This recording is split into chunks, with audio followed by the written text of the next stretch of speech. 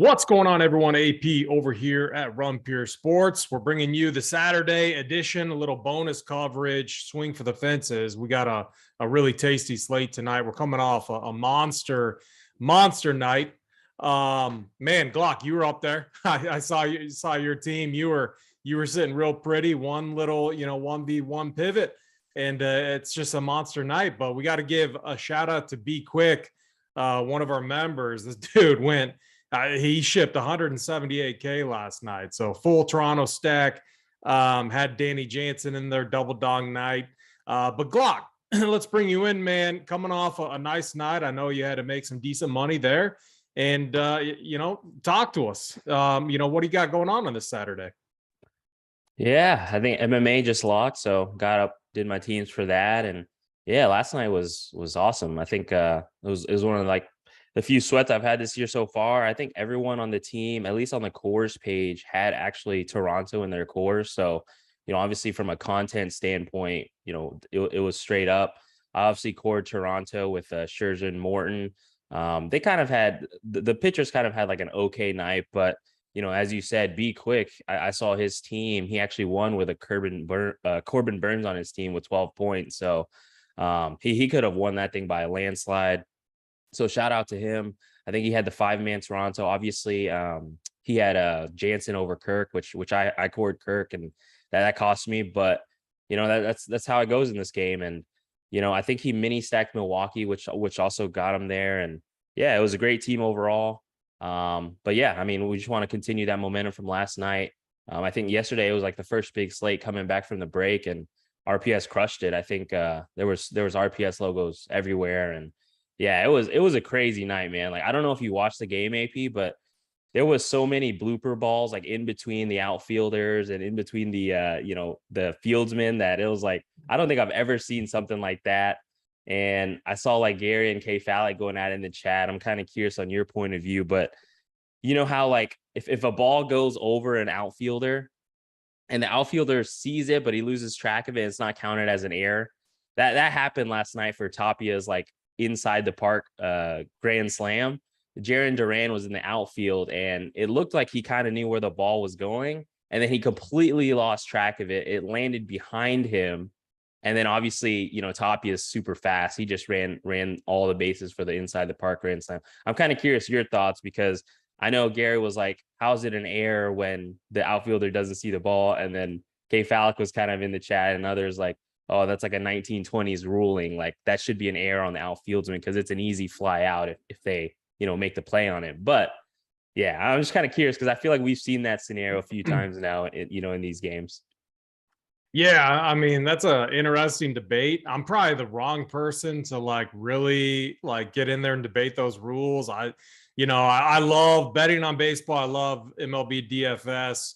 As far as playing, it was never a sport I really liked to play that much. Never really got into it. I just, I like all the other main sports a lot better. But I mean, yeah, it should be, those guys are typically so good that even if the ball gets lost in the lights, they should have an idea of where it's at. It obviously, I saw the play a couple different times. So you got to think something initially got them all distracted, and who knows what happens. But we do have Gary hopping on right now. Uh-oh. So maybe Gary can chime in on Gary. I don't know if you heard the question, Glock. I don't know if you want to repeat it or not, but I think it was you guys were debating kind of if that Duran play should have been an error or not. Yeah, Gary, I saw you and K Fallak kind of going at it in the Discord a little bit. Not going at it, but discussing about it and how, I think you said if the outfielder doesn't see the ball, how is it an error,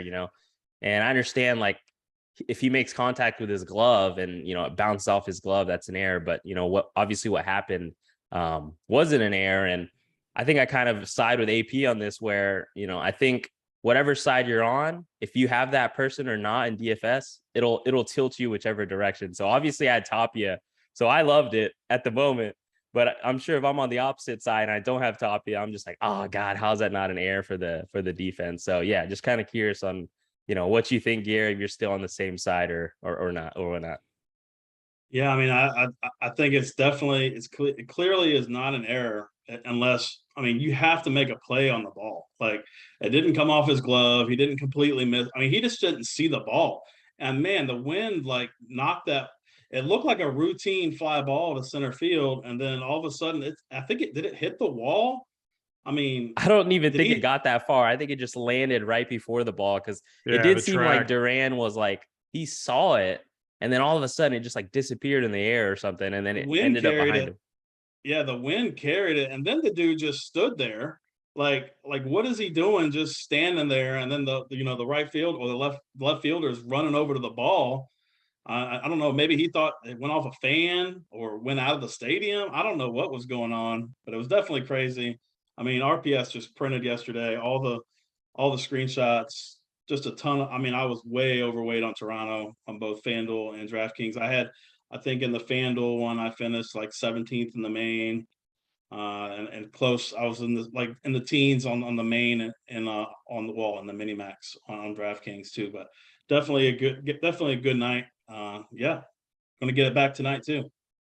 So hey, the debate settled. We got Baseball Dad 88 in the chat declaring it's not an error, not even in 1932. So if your username is Baseball Dad 88, I'm gonna trust you. I'm gonna trust you that you know the rules and all the different ins and outs at every different level when it comes to MLB, so or baseball in general. But yeah, you guys all crushed. Who knows what I was doing. I don't even want to talk about my night. I was Big T was staying at the folks lake house. I had to make sure that the knee houses didn't completely destroy the cabin. So I was driving up there on Friday, had to drive back.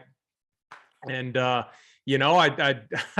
I went with I think my Royals and Rays, and tonight, it was hurtful. It was like absolutely hurtful. The night was over when you pulled up that Toronto game, and then when I pull up all the cores, at least I was happy there because I knew RPS was all over it. And so my blind builds there definitely did not get the job done, but at least RPS had a wonderful night. Let's get into it, guys. Let's get into this slate. We got a nice slate. Gary, you and I were talking a little bit about it not too long ago in Discord. Let's start with pitching. Let's go with let's go. Yeah, let's talk the higher price guys. What, maybe 8K and up, Glock? You want to get us started? Yeah, sure. Yeah, I mean 8K and up. I feel like when you look at it, it's interesting slate because I feel like it's unlike last night's slate where I think we had a really ton of strong options. Obviously, you had Scherzer, you had Burns, you had Ohtani, you had Morton, and it felt like especially like Ohtani and Morton, it felt like two of those guys. Those guys were somewhat underpriced, right? For obviously their upside and the matchup that they had. And now today, like if you just go down the list, I feel like you have two true stud aces, right? And Garrett Cole at 10.4K and Woodruff at 10K. And then it kind of drops off to, not Ohtani or Morton caliber pitchers. I feel like they're a little bit shakier, which we'll get into. But yeah, I mean, obviously, at the top of the list, Garrett Cole leads the slate in price. He's the top pitching option for the slate for myself, and I'm sure others as well. Leads the slate in K rate at 32.9%. He's dominated his last two starts, posting 34.8 and 37.4 fantasy points. He struck out 11 and 12 batters in those games, and he allows the fourth lowest expected slugging rate on the slate at 0.357 and the lowest xWOBA at 0.272. And he gets like a pesky Baltimore team who actually ranks dead last in the league in K rate since July 8th. But obviously Cole is Cole, and he can strike out the best of them when he's on. So love Cole here. And then right under him, you have Corbin Burns. Brandon Woodruff. Corbin Burns, he had some trouble last night against the Rockies, but I don't expect that to happen again to Woodruff. Woodruff did have a rough outing, in his last start against San Francisco, but I think this is just a really good bounce back spot for him at home. Similar to Cole's matchup, Colorado doesn't either, strike out much either, ranking 23rd in the league since July 8th. But as I said, these two guys are like the true aces, right? And I think one of your rules, AP, is, when you have people like Cole and Woodruff on a slate, you kind of tend to not overthink it and you just lock them in. So I'm probably going to do the same here. Obviously, we'll talk about offenses later and what you can afford with these two guys, but those two guys are definitely at the top of my list. I don't know if Gary, you want to touch on the 10K guys before I move on, but I don't have much in the 8Ks. I just have two other guys in the 9Ks, and that's about it. Yeah, we'll kick it over to Gary to talk about the 10K or the higher price guys. But first, one thing I want to note. So using SaberSim, you can use it as part of your research process. This is something we talk about on the Thursday shows quite often. I'll just run a build, not changing any of the settings. You got to make two changes. I made a couple ticks down on Cole's projection and then one other bats projection, but it's given me 95% Garrett Cole today, right around 40% Brandon Woodruff. So obviously these are going to be two of the better options. And then the other thing, I know we'll get to the stacks and the game by game here in a little bit, but it's given me a ton of Royals Rays lineup. So I think from just a tournament perspective, not saying get off Cole or anyone like that. I'm just saying maybe we're going to need to find ways to get different when it comes to hitting. But first, Gary, let's bring you in. Talk to us about hitting. Let's focus on the higher price range. The pitching higher price range. It's pretty hard to ignore Cole and Woodruff in this spot. I think we are in the same spot basically with Burns yesterday, and Saber was popping hard. The initial runs was giving me 95%. And it's because the projection is so big, right? So if the projection is so much bigger, Saber's projection is about 3 points higher on Cole than it is Woodruff. So naturally, it's going to pump in some Cole in those lineups. This guy is just a beast. He just goes out and pitches. He's going to pitch 7 innings. He's going to go the max. He's going to go 110 pitches like every start. Even against this pesky Baltimore team who's been hitting as of late. They were on a little win streak before the All-Star break. 30th in K rates is 7.8, but we got to remember too, little smaller sample there. We just had a week off, so but they've definitely turned it around. But Cole is just on another level. But yeah, definitely love both of those guys for sure. Yeah. So one last thing about Garrett Cole, when you're looking at it since 2019 against this Orioles team, and obviously not the exact same team, but you guys know what I'm talking about. 39 DK points, 23, 28, 41, 43, and then 23, 22, 25. So, you're talking since 2019, he doesn't have an outing where he hasn't gotten it done. As far as an acceptable score comes from a DFS standpoint. In those games, he's pitched 8 innings. That was this year. 7 innings. That was also this year. 5, 7, 7, 6. The guy's leash is just incredible. His stuff looks better than ever. When some of the basic metrics I look at, over the last 30 days, Baltimore 217 ISO, 350 WOBA against righties. Those are decent, numbers right there. Would I be surprised at all if he gave up a home run? No, not at all. It's hot, bigger ballpark though here in Baltimore. But man, Cole definitely a top option on the slate. So I'm gonna have a ton of Cole and Glock. You kind of hit the nail on the head for me. I just in some of these spots, you either lock them in. Depends on what your strategy is. You can easily get overweight on Cole if you want to. You just lock him in. That's one way to guarantee yourself you're going to be overweight on him. If you want to get different though in tournaments, there are some other options on this slate, but they do come with risks. Blake Snell is one I'm looking at. Tough matchup here. If we overlook the game in Coors, he's really starting to show some good stuff. We played him, I think, against it was the Giants, who at the time was really struggling against lefties. They may have turned a corner there. We'll talk about that. But, Snell's someone I'm looking at. Kyle Wright is someone I'm also looking at. This is a matchup-based play. His shorter-term metrics don't look as good, But if you look at his season numbers, and then if you look at what how bad this Angels team is, I think you can make a case for Kyle Wright. Same with Chris Bassett. Those are two other guys. So if you're playing 150, and if you just, there are a couple rules out there, Glock, we're talking about this.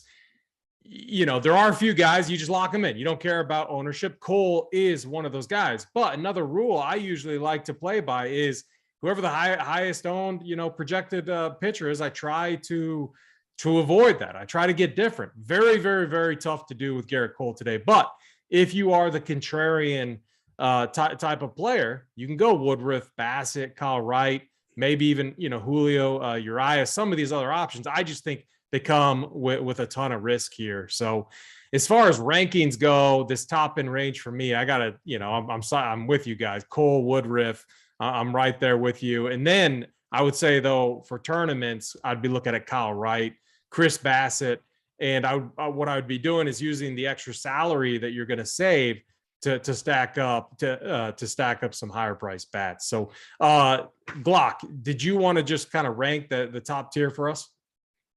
Yeah, definitely Cole and Woodruff for me, 1 and 2, and no question about it. And then I think I'll go Kyle Wright 3 and Julio Urias 4. I don't mind Chris Bassett. I was all over Scherzer last night, but I kind of mentioned earlier, but I don't truly love anyone in this 9K range. I did want to touch on Urias. He and Wright, they kind of get better matchups strikeout wise on paper, so that's something to keep in mind. San Fran has struck out at the 14th highest rate versus left-handed pitching since July 8th. Obviously, what Gary said is a small sample size because they had a week off. But if you go even further, they have the 6th highest strikeout rate since the beginning of June. So I think there's some upside for Urias there.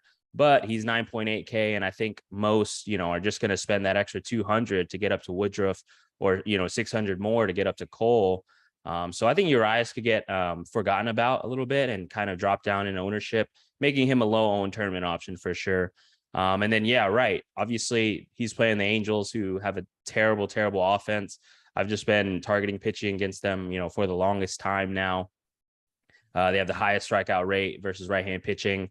Apart from Ohtani, they don't have Trout, right? So there's really anyone in the lineups, you could strike out, and, you don't really need much to, post a good outing against this Angels team. And, I'll never forget, I was on Michael Walker when, he was up against the Angels, and he posted a complete game with ease. So definitely those four in play for me. 32% strikeout rate against righties over the last 30 days. That's just insane. Hey, before we kick it back to Gary, talk to us about the cheapies. I know Gary has at least one cheapie that is somewhat interesting on it. It will be very contrarian on the slate. That is for sure.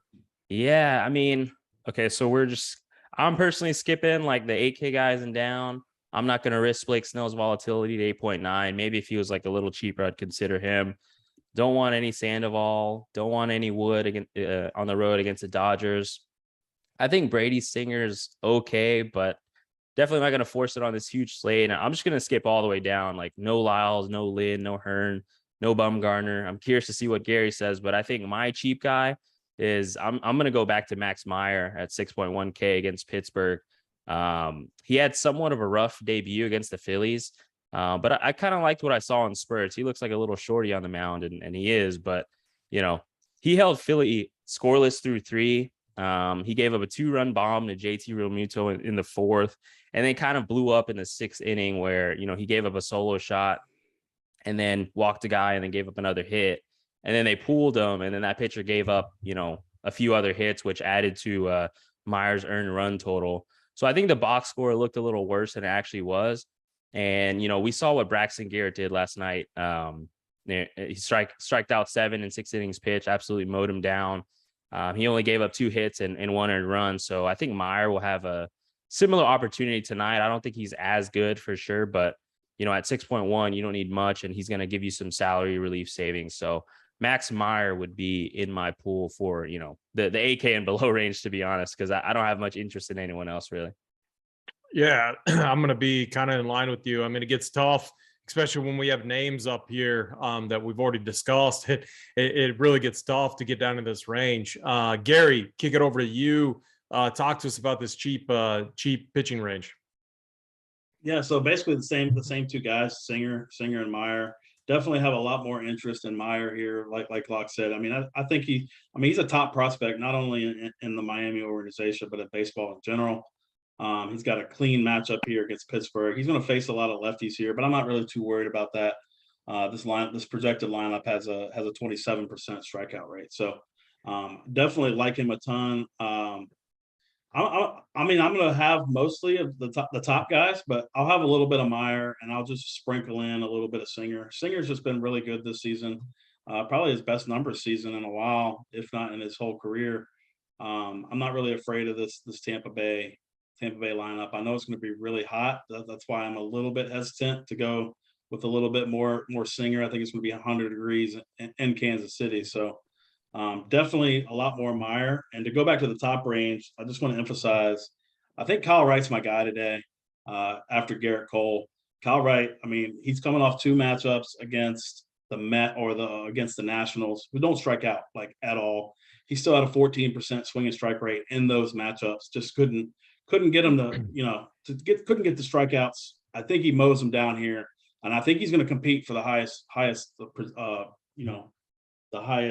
total DK points on the slate behind Cole. So one thing I'm going to try to do tonight, I'm going to try to limit the Cole Woodruff lineups, because I think that's going to be really, really popular.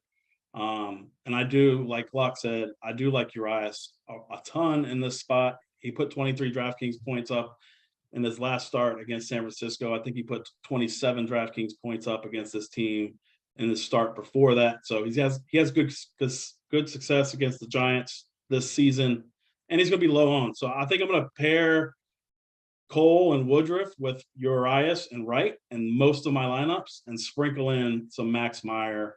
And I probably won't end up playing Singer, but maybe just a couple lineups. Yeah, the thing about Singer, we were talking, he is like this. The pitching rotation for the Royals is just terrible, like really, really bad. And Singer is one of the better guys, which isn't really saying much. The problem when you kind of pull up his season, he is having one of his better seasons. It's his 3rd, I believe. But the teams he's faced the Tigers twice, the A's, the Minnesota Twins, the White Sox. I mean, man, early on, like when the White Sox couldn't hit. So he's faced a lot of these bad teams and got them at the right time. So I think that maybe has something to do with it. But it is very hot here in the Midwest. Going to be 102 to 105, winds gently blowing out, which is obviously a concern. I think for me, Cole, Woodruff, obviously, I'm going to have a good amount of them. And then it's Kyle Wright. I have a ton of interest in, and then Blake Snell is another guy that I have interest in. So I'm going to keep my pitching pool probably to 4 or 5 guys, on the slate, and they're all going to be kind of higher price. But I think we have the bats to be able to get it done to make that work. Let's keep it going. If you haven't yet, hit that like button, hit that subscribe button. It helps us all out each and every week to keep the show free and going for all of you. Let's go game by game. Glock, I'm going to start with you. Let's start with this Yankees Orioles game. Yankees heavy favorite here, obviously, with Cole, 5.3 implied team total going up against Jordan Lyles. What are we doing with this spot?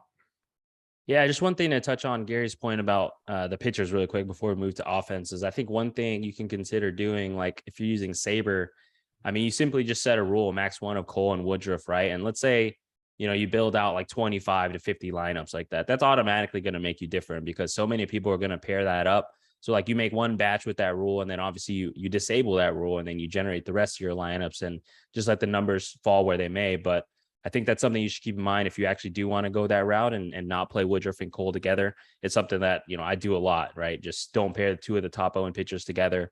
And then when you just set that rule, it's just going to jam in usually a second guy that's not going to come in with much ownership at all. So you don't have to worry about it in that aspect. So yeah. All right. On to the offense.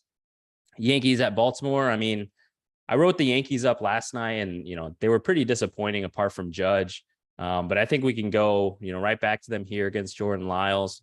I think his game log looks better than his actual metrics do. Like when you dig in, like he allows the second highest expected slugging rate on the slate at 0.457, second highest xWOB at 0.349, and he's given up 15 home runs on the year, which is tied for third most on the slate. So I like the Yankees here as an offense a lot. One recommendation I would make is don't stack the Yankees without Aaron Judge.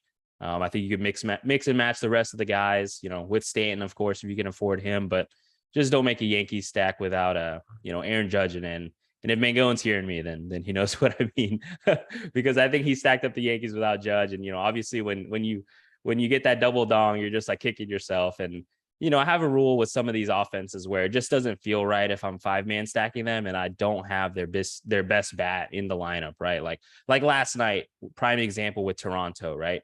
Vlad hasn't been hitting it that well this year, but I couldn't live with myself. Like if he just went off, Vlad is just kind of one of my rules when I'm playing Toronto, that I kind of want him in my stack.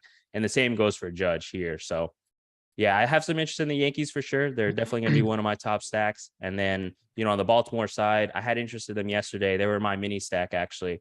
But no interest today on that side because I'm prioritizing Garrett Cole. Yeah, very good. Gary, kick it over to you. Yankees, Orioles, nice implied team total for the Yanks here. What are we doing with this game? Normally always team fade the Yankees whenever they're going to be somewhat popular. They have a 5.3 implied team total. I faded the Yankees last night. Man, if Judge didn't double dong, if he would have just hit the one home run, I mean, I think RPS would have just went crazier than it did. Because it definitely hurt a lot of us. We moved down, and of course the Ohtani situation in the 7th inning hurt us too. But I don't know. I don't know if I can get to these guys today. I mean, they're just really expensive. I mean, the top 5 of these guys are all 5K and above. Josh Donaldson's even 4.9. I mean, just really expensive. I'm going to be focusing on higher price pitching. Looking at Lyles this season, he looks to be much worse against left-handed bats than right-handed bats. I'm seeing 3 lefties in the Yankees projected lineup with Carpenter and Rizzo. So I mean, his game logs do look a little bit better than he actually is for sure. But I'm just going to bet on the under in this game and hope it doesn't kill me. Like I said, it's just mostly a price thing for me. I mean, all these guys are super expensive, and I want expensive pitching. So it's just not going to work out for me. And no Baltimore for sure. Yeah, one point I want to add on to that, like you saw a lot of lineups, at least in the 3-3-3, like that didn't have Judge at the top, right? And that was a product of these high-end pitchers that most people paid for. I don't know how Owen Braxton Garrett was. Obviously, he was a great call, but he was one of the cheap guys that you may have seen like paired with a one stud pitcher and then maybe like a Toronto stack with like a Judge one-off or a Yankees mini. But like for when I looked at the leaderboard, I didn't see much Judge at the top, just the way roster construction, ended up. So that's something to keep in mind tonight, right? Because, obviously if you double spend a pitcher, it's going to be really hard to afford Judge and, the high price guys in the stack. So just something to keep in mind. Yeah, very good. For me, I'm going to start with the Orioles side because we all know Garrett Cole is the top pitching play on the slate by quite a bit.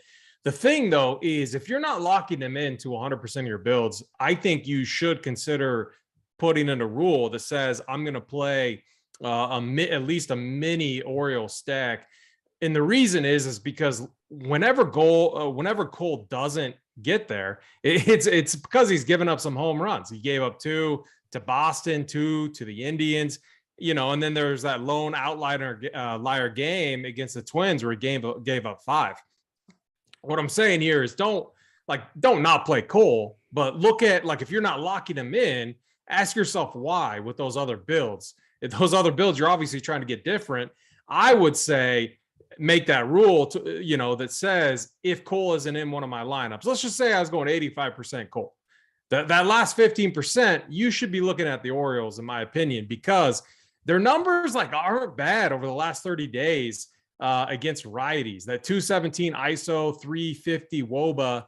A lot of that's coming from Rushman, and then the bottom of the lineup, Raymond Urias and Jorge Mateo. Those guys have been absolute studs. So I would take a look at that as a rule just on the slate. So it's just going to get you a little bit. But when Cole is 70% owned, and if he does get shelled, you at least have some protection there.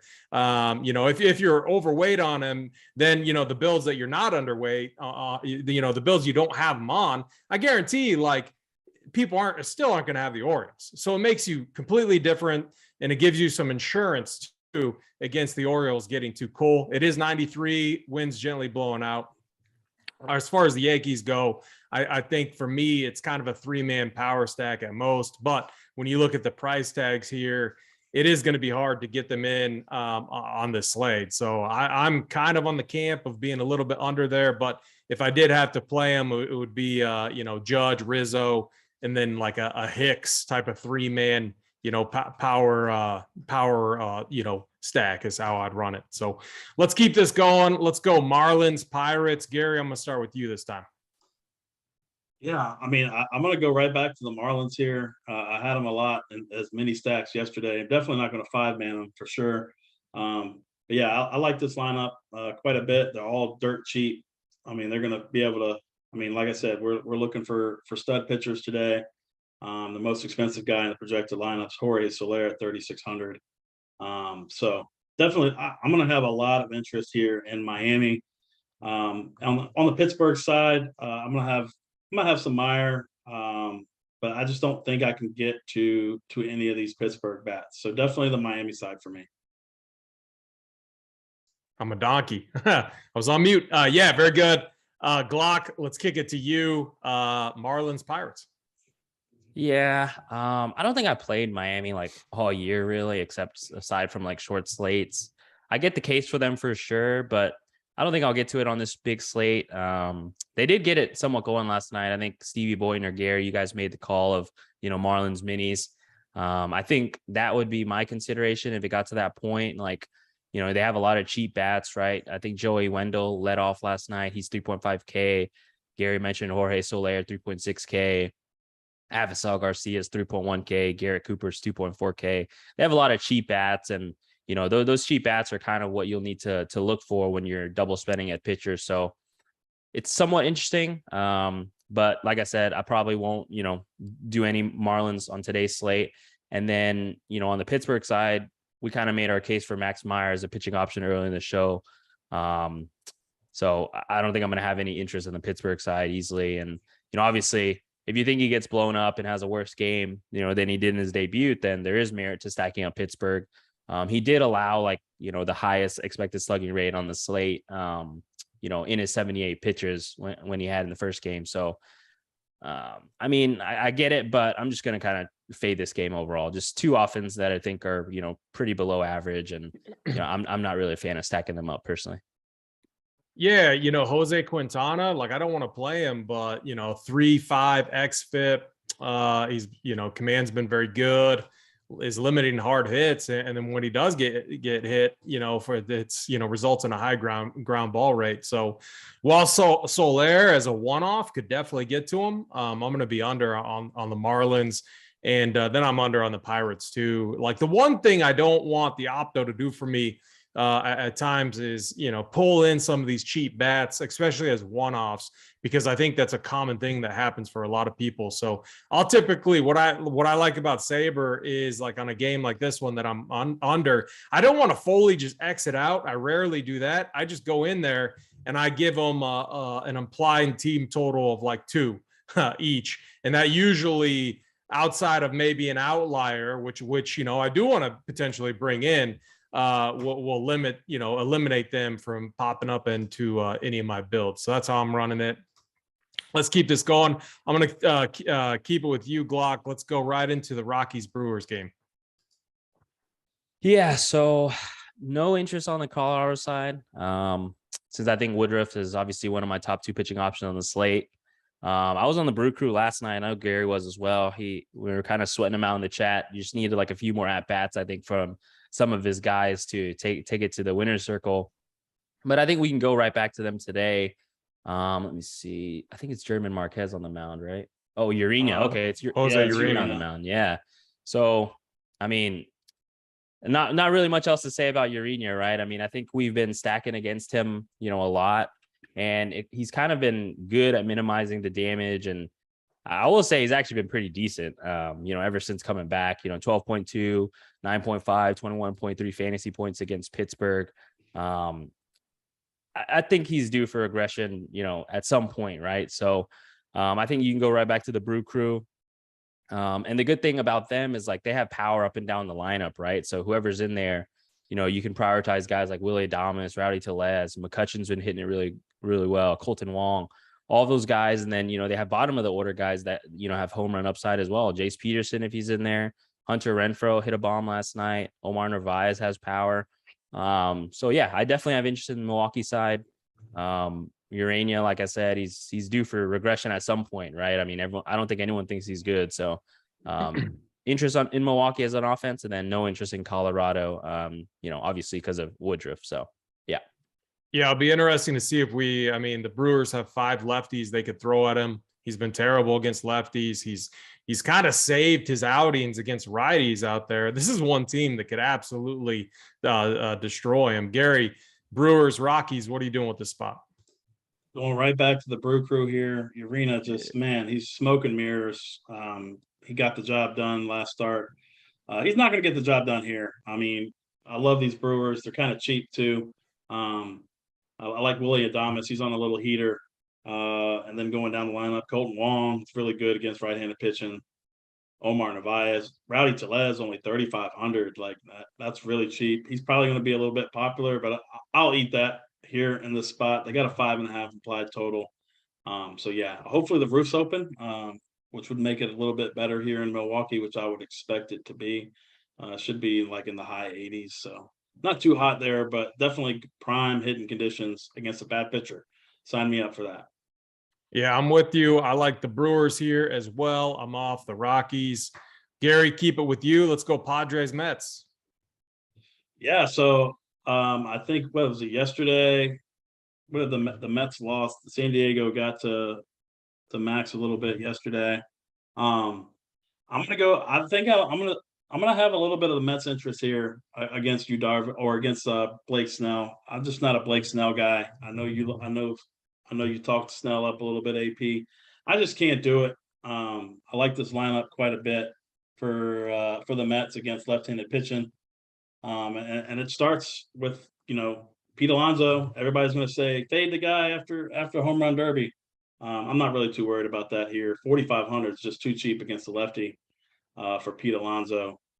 He's going to really pique my interest here. I'm going to have a ton of exposure to this whole team. I'm going to have some 5-mans here for sure. And I don't really like picking on the Hound, Chris Bassett here. These price tags for San Diego, Manny Machado, 5,600, Cronenworth, 5,000. Just too much for my liking on this slate. So I definitely have some interest in the Mets here. Yeah, with Blake Snell, as a pitching option, there's a lot of risk with them, especially against this Mets team. It's just it's such a dangerous one. They're pesky. They don't strike out a ton, and they can just end you in, a couple at bats there. They have so much power just sprinkled in, all throughout there. So I'm definitely with you there on that take, Gary. Glock, Padres, Mets, what are you doing with this spot? Yeah, I think we're hand in hand. I've kind of had a rule where, if there's two pitchers that I consider that are, decent to above average on the mound, I generally don't want to target, the teams offensively, in those games. And this is kind of one of those spots, right? But Gary touched on it. If I definitely, had to pick a side to stack up, it would be the Mets side, since Snell is so volatile.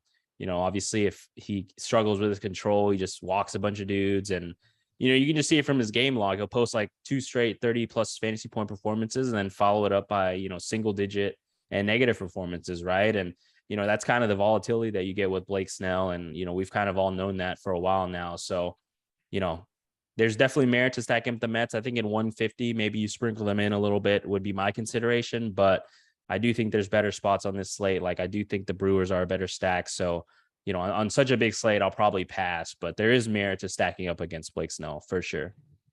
Yeah, looking at this, so they've already faced him this year and they got to him early. and absolutely own them. But I mean, Gary, you do make a good point. I mean, these price tags are very fair on the Mets side. So definitely and I'm not showing a ton of ownership either. So very interesting contrarian stack. Yeah, I'm off the Padres here. I think we all agree on that. Gaining interest in the Mets. Let's go to what's projecting to be one of the chalkier spots on the slate, mainly due to, Coppin Stadium, big ballpark, but man, 102 to 105 here in the Midwest, 14 miles an hour blowing out. I mean, Patino against Singer. I know we talked about Singer. He's having a good year and stuff, but man, like you got to think the heat's going to wear on these pitchers, and then the bullpens aren't, or the Royals bullpen is not good at all. Glock, I'm going to keep it with you. Rays, Royals, what are you doing with this game?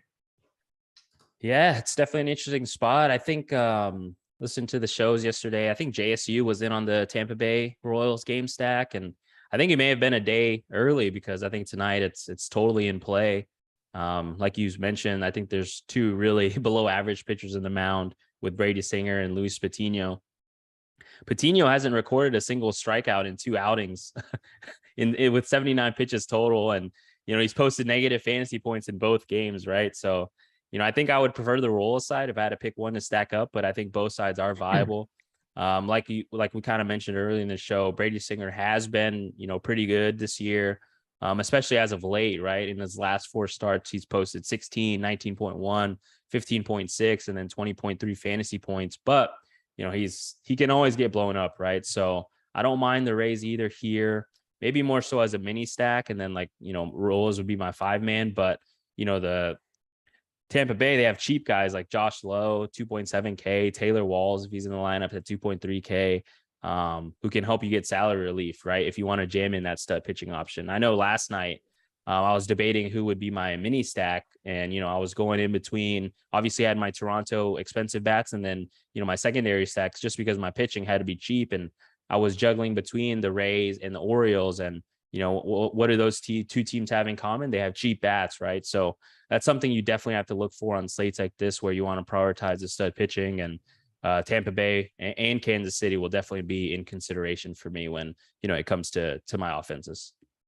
The one thing that's interesting, I don't know if you guys saw this, but Whit Merrifield was batting 6 yesterday, and we'll probably see the same thing. And this dude, while he sucked yesterday, he really started to come alive, right before All-Star break. The numbers were looking really good. I think it's kind of interesting because I have a little interest in this Nick Prado guy. You also got Vinny. What is he? The Italian Nightmare? Is that what they call him? Yeah, I think that's, you're right.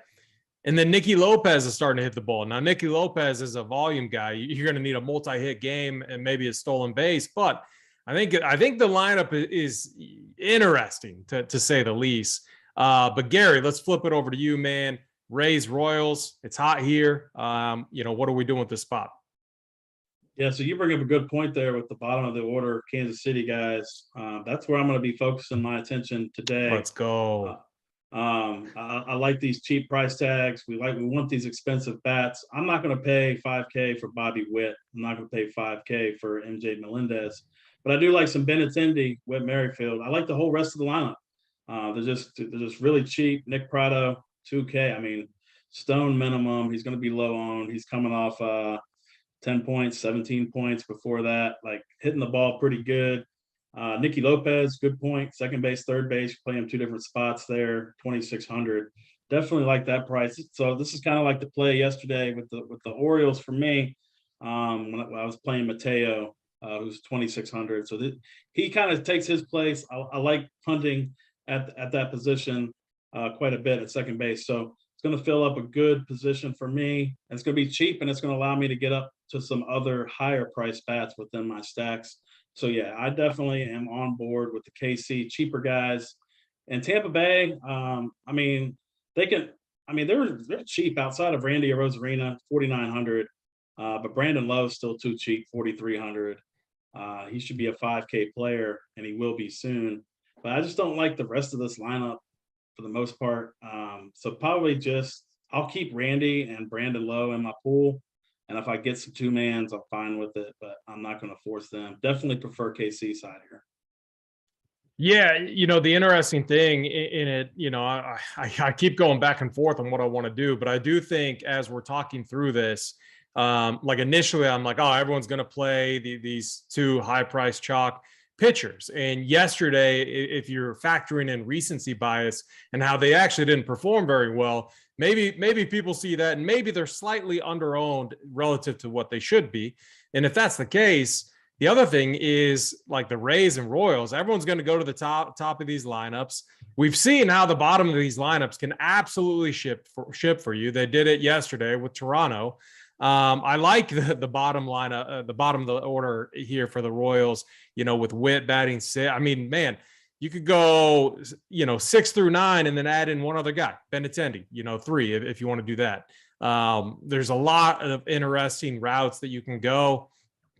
And then you can do the same thing with the Rays side. Like I'll play Brett Phillips down there if he's batting 9. We're going based off projective lineups, but I mean, there's many different options down here. It's super cheap. It's going to make getting those high-priced pitching options very easy to target on the slate. So I was in Glock. So I was definitely you called me out because I was one of those guys that stacked this game yesterday.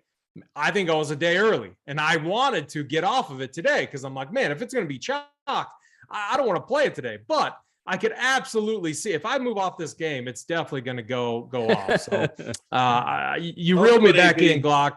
Yeah. We need the GIF in chat. We need the GIF. Yeah, we got the GIF. The GIF will be gone. I think we're all locked arm in arm. It's just one of the better hitting environments that we're going to see down in KC. And if we can get to the Royals bullpen, I mean, these guys are going to get hit. So let's keep it going. Glock, let's go to you. Giants, Dodgers. What are you doing with this game? Yeah, so no interest here, I don't think, in this game offensively for me. Kind of the rule I mentioned earlier, with the 2 decent pitchers like Alex Wood and Julio Urias, which we made a case for as being, one of the potential pitching options that we can go to. I'm just not going to attack them.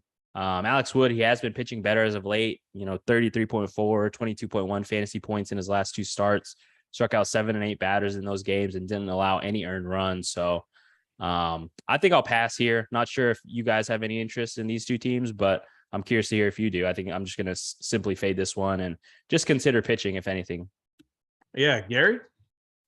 Yeah, pretty much the same page for me. I mean, Urias is, I like, I'm going to have quite a bit of him tonight. Plus, with these guys, I mean, as soon as they bring in a righty, it's going to be instant pinch hit mania for this team. So definitely no interest in the Giants. And the Dodgers, I mean, man, they've been coming on a little bit here lately, but man, the guys that you want to play are all 6K. Like, I can't do it on this slate, and all their cheap guys. I prefer the cheap, like Hanser Alberto, Trace Thompson. No, thank you. Prefer other cheapies. So, like Glock, this is going to be an easy stay away for me. Yeah, I'm basically with you guys. When you look at the last 30 days, so this must be right after they faced Snell. If you go back and because Snell mowed them down pretty handily. I think he got lucky. He got out of a little bind that he was in late. But man, if you look at their numbers, this Giants team against lefties, we're talking a 307 ISO, 420 WOBA over the last 30 days.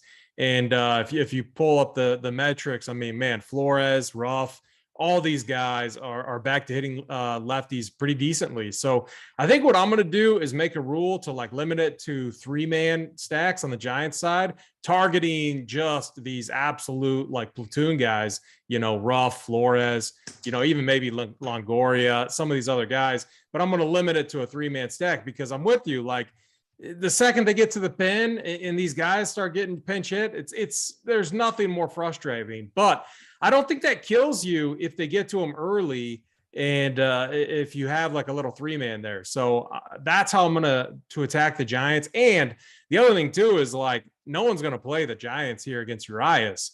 So it's not going to take much to get overweight on them. So that's how I'm going to play it. And I'm just, gosh, I'm going to be off the Dodgers here because one, their lineups they've been putting out have been kind of random. And then two, the guys I want, they're all like 6K. So that naturally is going to take me off of them in a spot against Alex Wood, who's been decent.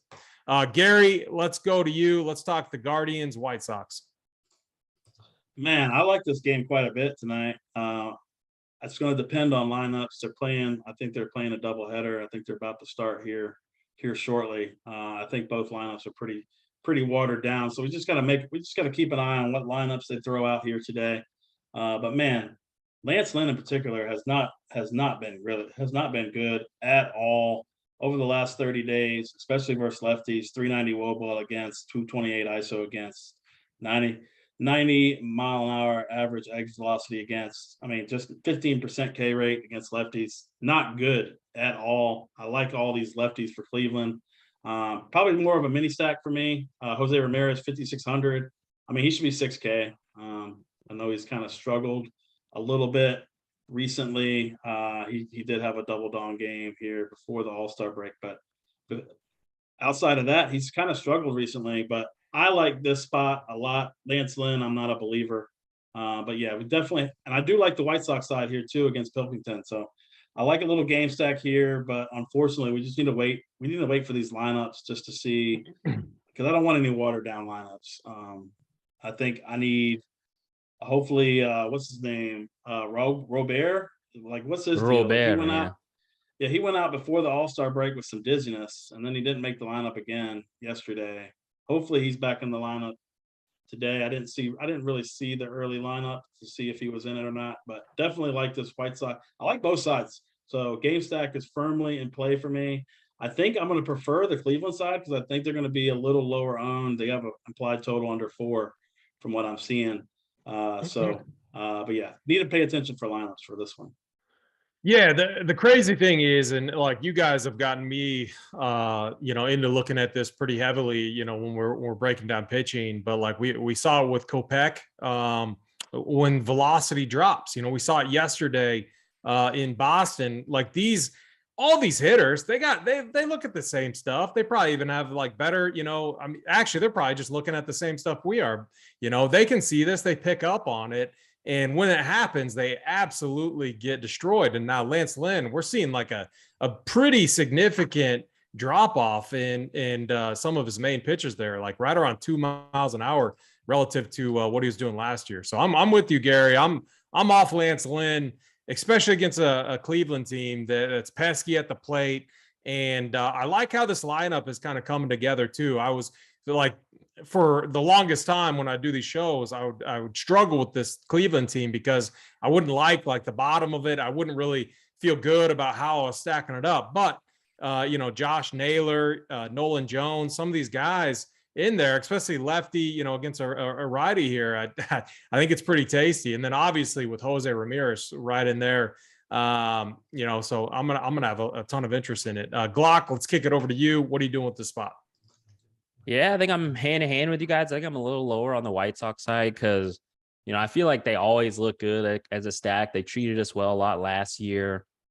And, they always look good on paper, I feel like, right? But it always feels like they disappoint. They always have one or two guys that are, key cogs in their lineup that are missing. So I think I'm just going to fade the White Sox side, even though I don't think, Connor Pilkington is really any good.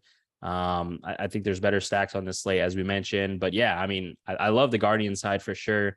Lance Lynn struggled a lot. He had his worst outing when he played them earlier, minus 8.8 fantasy point performance. And I think it's mostly because, like Gary mentioned, Cleveland can put out a lefty heavy lineup with guys with extreme power, right? Jose Ramirez, Andres Jimenez, Josh Naylor, even my cousin Stephen Kwan, those guys would be, my focus if I'm stacking up the Guardians, and maybe more so like a mini stack, like what Gary was talking about. But they're definitely in play. Lance Lynn, I've been targeting all season, especially lefties. So definitely prefer the Guardian side here. And then obviously the White Sox side, some minor interest, but I lean to fade because I just feel like they've been really disappointing all year. Yeah, very good. Let's keep it with you. Let's go Angels, Braves. Yeah, I mean, I think this is another similar game to San Francisco and LA, where I think it features two decent pitchers, right? To where I really don't want to pick on the offenses. Kyle Wright is a really good pitching option today. I think Gary said he's his favorite. Got the little Braves hat on. So I definitely don't want to stack up the Angels, especially when they don't have Trout. So the Angel side is definitely a pass for me offensively. And then the Braves are interesting somewhat. I'm kind of curious to hear Gary's take on it. They got really hot at the end of, last game, putting up 8 runs in the last 2 innings or 3 innings. So they absolutely lit up Ohtani. I think the guy that shipped Be Quick in the 3-3-3, he had an Ohtani team ahead of him. And so obviously if Ohtani was going to continue to mow, he probably would have lost or, placed into the top 5 and not get first. But he got absolutely shelled in that 7th inning, I believe. So that obviously what led to the shipper.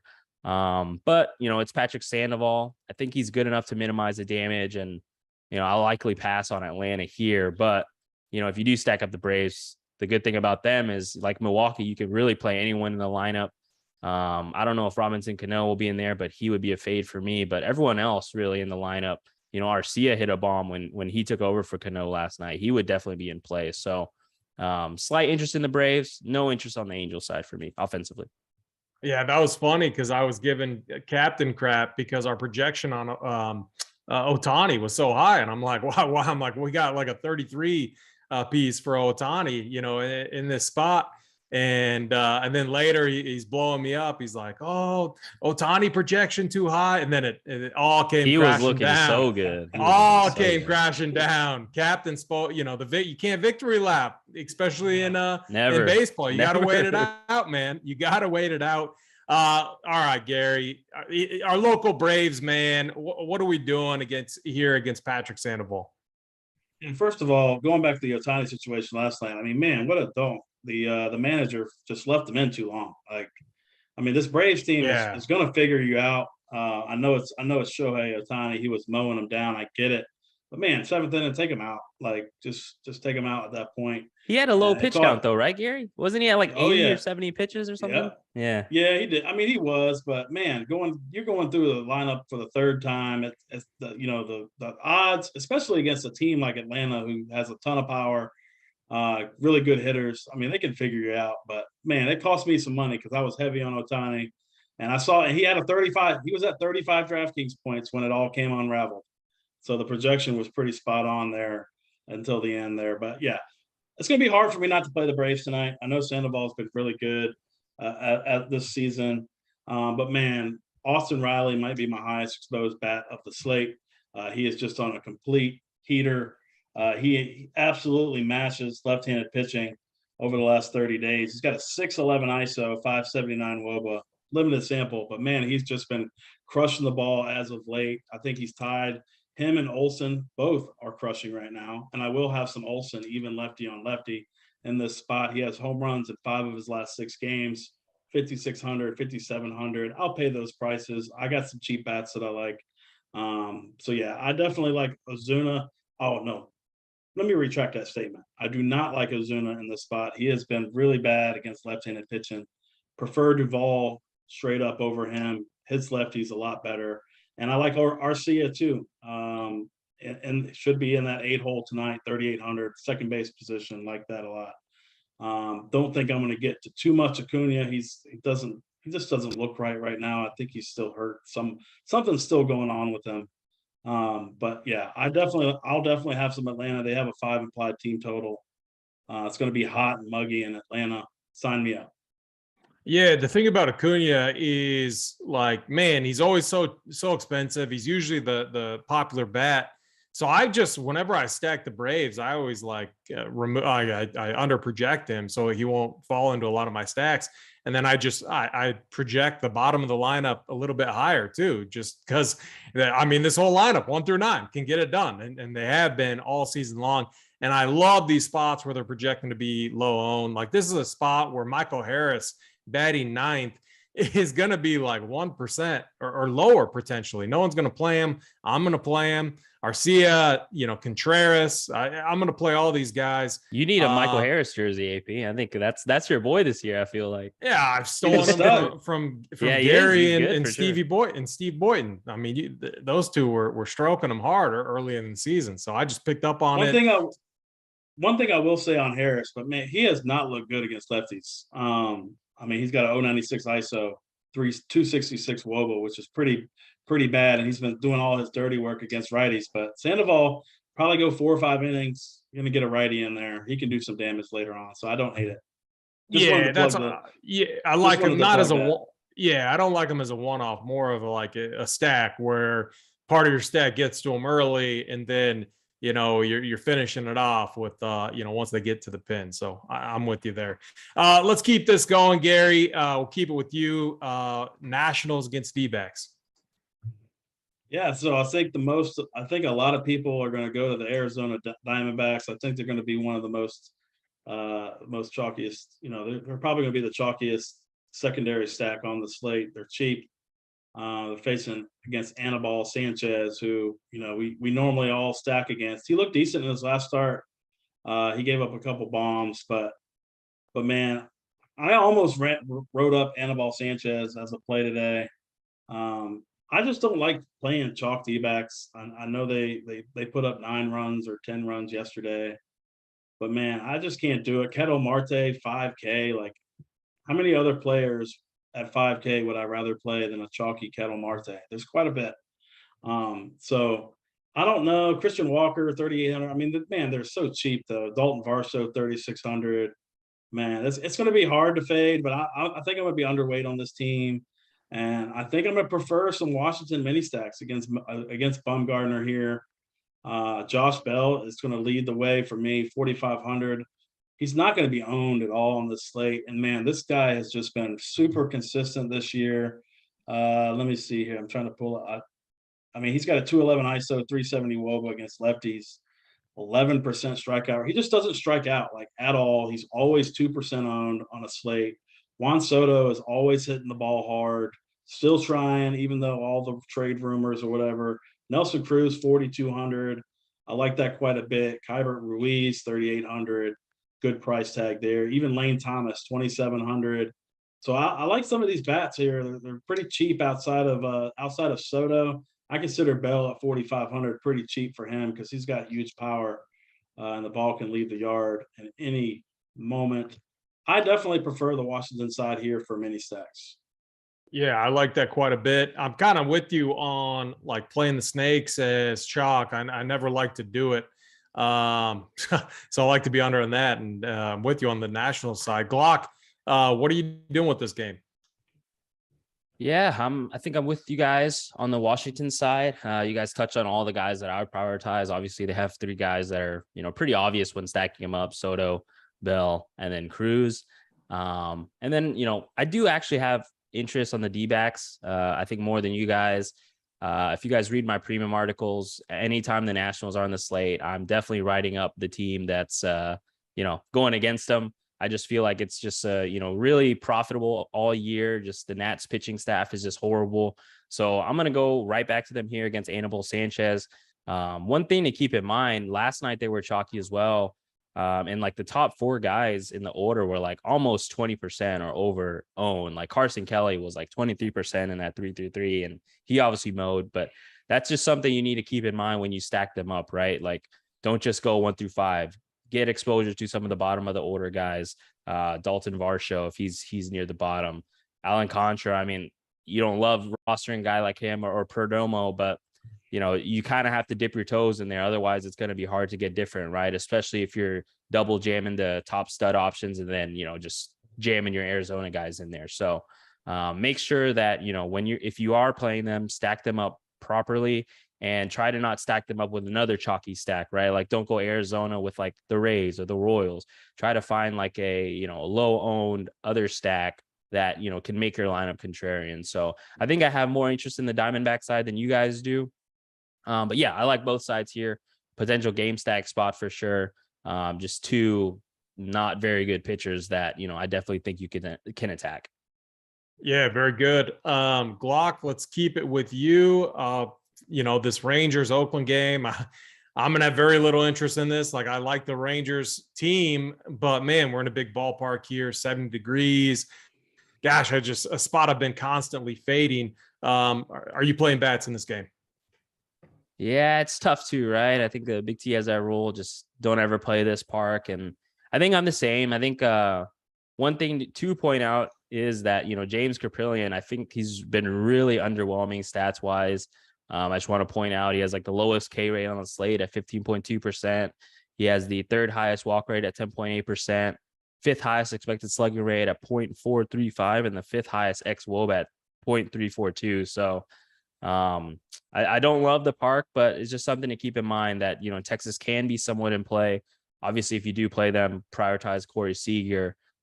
He's been hitting it crazy well. And then, Leody Tavares is just still too cheap at 2.9K. Has a ton of upside as you look. And so those two guys would be my priorities if I'm stacking up Texas. But like you said, big ballpark. Just probably won't mess with it personally. Yeah, very good. Gary, what about you? What are you doing with this last game on the slate? Man, it's really hard for me. I think I've stacked against Caprillion in every start. It's been pretty profitable for me. I'm not going to stop here. I get the ballpark. I'm not going to 5-man this team, but I will have them available for some mini stacks. Corey Seager, 5,700. And like the GOAT, Leody Tavares, 2,900. I don't know what this guy has to do. He's like the Michael Harris from a couple months ago. He just produces fantasy points at 2,900. I'll keep playing him. I'll have a ton of him in my lineups. Cole Calhoun, 3,200. I like that price tag quite a bit. I'm going to stick with the cheaper guys, even Nathaniel Lowe. Don't hate that. But yeah, I will have some interest here in Texas as mini stacks. Yeah, I like that quite a bit. If you haven't yet, hit that like button, hit that subscribe button. It helps us out a ton over here. I'm terrible at this because I haven't even looked at like our likes and see what they're doing. We're a little low and it's a little early. Like, I don't even have a play of the day yet. So I think what we're going to do for plays of the day, we're going to wait to post those in Discord later. And but what we can do is give our favorite stacks on the slate. Let's give our top 3. Glock, I'm going to start with you. Yeah, I think, when it comes to chalky stacks, I have a ton of interest in, the Rays, Royals, the Diamondbacks, and the Yankees. I know I just listed 4, but those would be like the 4 chalkier stacks. And then my favorite contrarian stacks would be Milwaukee and then probably Cleveland Guardian mini stacks. I think one of the lefties in that lineup is definitely donging today.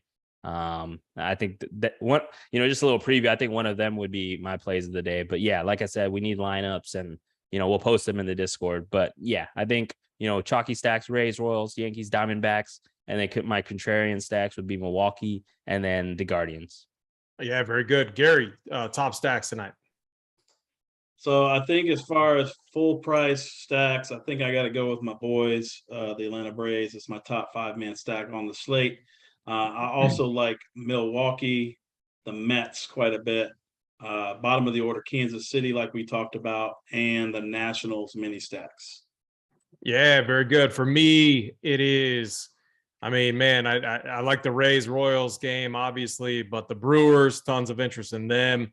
I like the Guardians and the Braves. So kind of locked arm in arm. All 3 of us, I feel pretty good about that. We have, as far as content today goes, Tambo and myself, we're going to be doing a Showdown show for round 4 tomorrow. We are going to have, then we got full baseball slates from here on forward. So we're back to our normal cycle. We got the shows tomorrow, playbook going on as well. And then, yeah, we're back into the swing of it. So with that, man, I'm AP. That's Glock. That's Gary. Helmet. Get us out of here.